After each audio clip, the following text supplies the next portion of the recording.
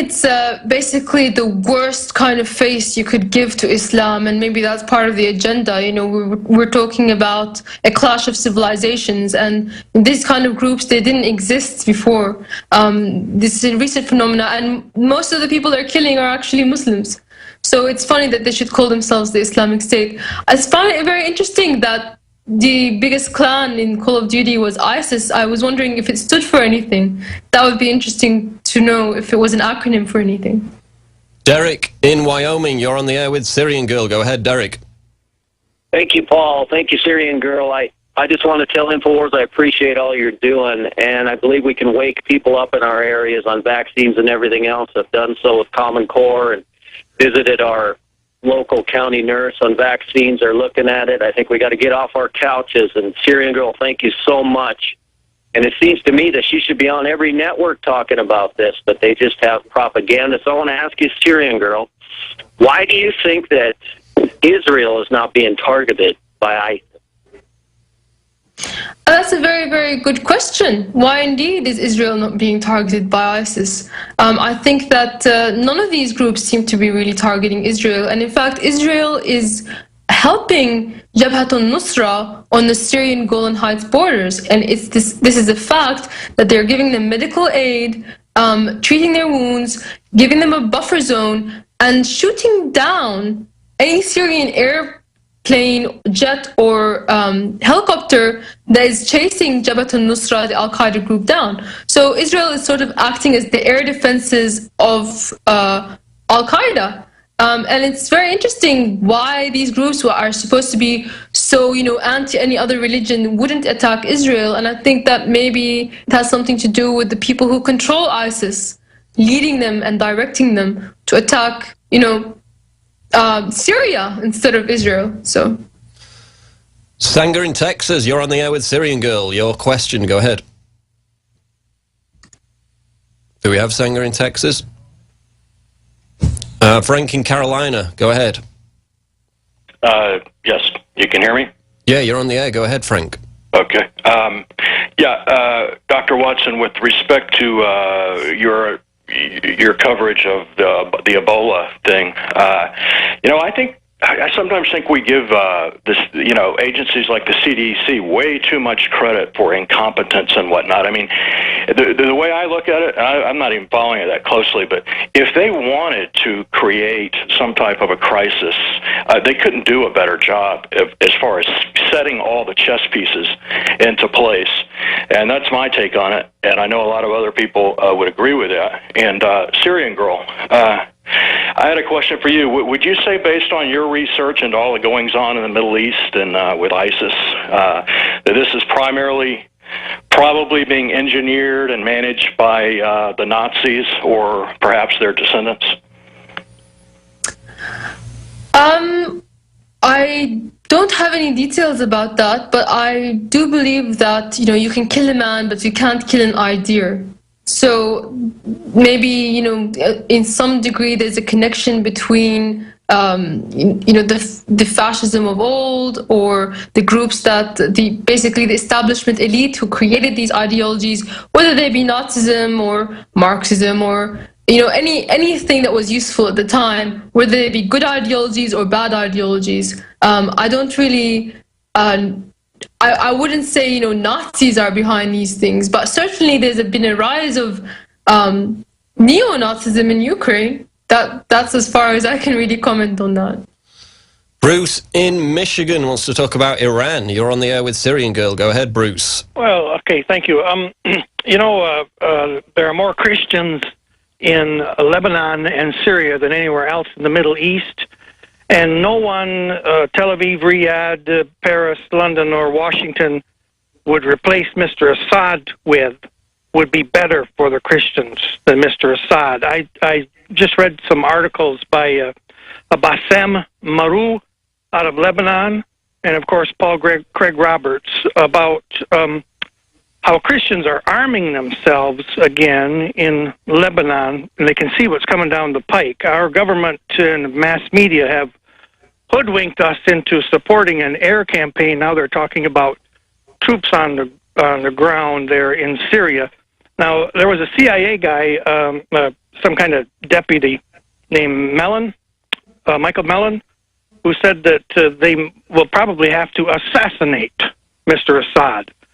I don't think Russia is going to help you this time. I remember back, when was it? A couple of years ago, there were 400,000 people in the streets there in Damascus cheering Lavrov after they vetoed that first no-fly zone resolution. I don't think Russia has guts enough to do it. I think they're tucking their tail between their legs and pussyfooting.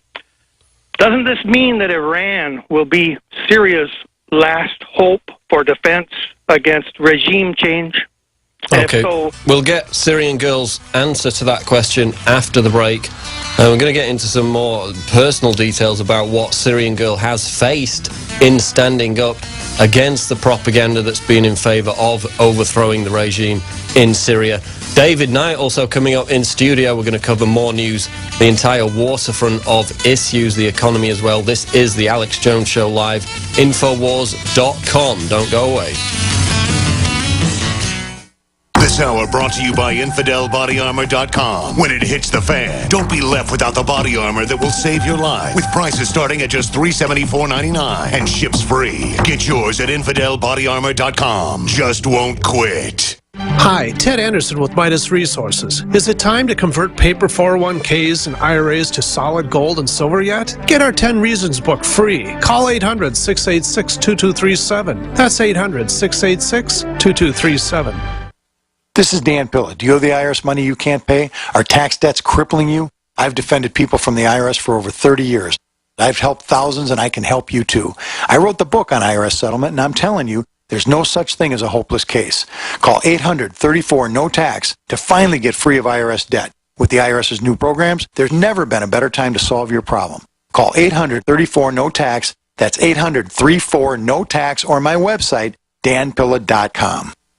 Another major health threat, this one in Toledo, Ohio, where everybody in the entire city has been told not to drink the water. Ohio's governor declaring a state of emergency. Did you know that the average person uses about 80 to 100 gallons of water at home every single day? If there's a water emergency, will you be prepared? Panicked residents forming long lines throughout the day. We're here at a supermarket in Toledo. You can see the shelves empty where water once was. To stay safe and healthy during a crisis, you must have access to safe, clean water. Water which will not be available at your local grocery store. There's a mad dash on right now to stock up on supplies. The ProPure Pro 1 G2.0 water filtration system is a must-have for every modern, independently minded household. Protect your family's safety during an emergency. Go to InfoWarsStore.com today to purchase your ProPure Pro 1 G2.0 water filtration system or call 1-888-253-3139. I'm watching and waiting for the right time to take everything you own. I love a dark house. Don't be the next victim of a break-in. Go to faketv.com and discover a device that creates the illusion someone is inside watching TV and makes your home unappealing to would-be thieves. Don't these people ever leave? Starting at $24.95, and there's free shipping. faketv.com or call 877-532-5388. Fake TV, the burglar deterrent. My Magic Mud is a tooth whitening powder that removes plaque and detoxifies your mouth. It's safe for your enamel, giving you a beautiful polish and a dentist-like clean after every use. My Magic Mud is also the perfect remedy for pain caused by sensitivity. It strengthens your teeth and gums for a strong, healthy smile. The ingredients are 100% natural and it's safe for children. Simply brush with My Magic Mud right before bedtime for a cleaning you can count on. Visit mymagicmud.com.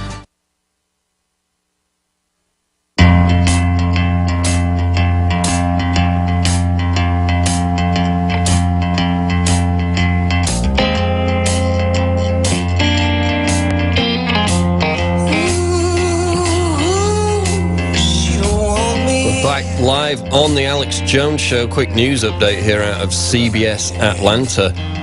Report inmate at Cobb County Jail being tested for Ebola. Of course, earlier we had potential cases in DC and Toronto. Thankfully, most of these cases normally turn out to be negative, but an inmate at the Cobb County Jail is reportedly being tested for Ebola. We'll keep track of that. Also, the cleanup crew, the hazmat crew en route to that apartment, the potentially Ebola-infected apartment in Dallas, have been delayed once again because they haven't got a permit. So the incompetence of the CDC continues to know no bounds. We thought that that cleanup crew had actually been in place last night. Turns out that they haven't even got the permit to conduct the cleanup of the Ebola apartment.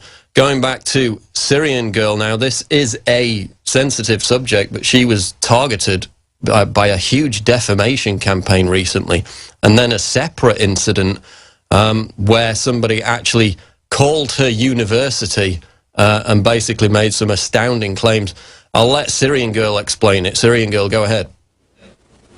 Well, actually, because there's a lawsuit going on and I can't actually comment very much on the case under advice of my lawyer, I can't specifically mention what the defamation was about, but I can say that it was quite horrendous, and especially in the case where the man contacted my university. And just to get it clear, I mean, you were involved in a kind of propaganda offensive against him because you did some research which kind of disproved what he was saying. He was coming down on the side of Assad regarding the Assad's opponents, of course, regarding the chemical weapons attack. So you did some research which proved him wrong. He got a big chip on his shoulder, resentful, and he actually called your university and basically implied that you might be a terrorist. Is that the case? Well, again, I can't comment on specifically what he said, but you know, anyone who's been following the case might already know that I was working with Professor Ted Postel of MIT just to give him a bit of chemistry help, because he was looking into the claims by two individuals, which I'm not sure if I'm allowed to name myself on this show. No, I think we'll avoid the names. Okay, that made these outrageous claims to the mainstream media that a specific chemical called hexamine was smoking gun evidence that the Syrian government used the sarin on Damascus, and that this hexamine itself is, the fact that it was in the soil samples is just proof enough. The problem with that is that hexamine is a chemical that's found in many explosives, and that would make sense why it would be in the soil samples. Furthermore, the man who is making these claims is not a chemist. He has no background in chemistry, but the mainstream media, because he's saying something that supports their line, has touted him as an expert. And when I helped Professor Ted Postel of MIT look into his claims, I was basically, and trying to prove the fact that he has no idea what he's talking about, he has no knowledge in chemistry, and has nothing to support his claims. Once he found out about my involvement, that's when he decided to attack me directly and attack my career. Amazing. 30 seconds left. Tell people how they can support you and about your YouTube, Twitter account. Well, if you'd like to support my defamation lawsuit against him and the other people so that I could show them that they cannot do this to anyone and get away with it, no matter how weak they are, you can please help me by donating to me through my blog, Syrian Girl Partisan Blogspot. And your YouTube is Partisan Girl, correct? Syrian Girl Partisan. Okay. Well. Syrian Girl, thanks for joining us. We'll be sure to be speaking to you again. There goes Syrian Girl. Coming up after the break, we're going to have David Knight in studio, taking more of your calls, latest Ebola news, also some economy news, and more. Stay tuned. It's the Alex Jones Show live, Infowars.com.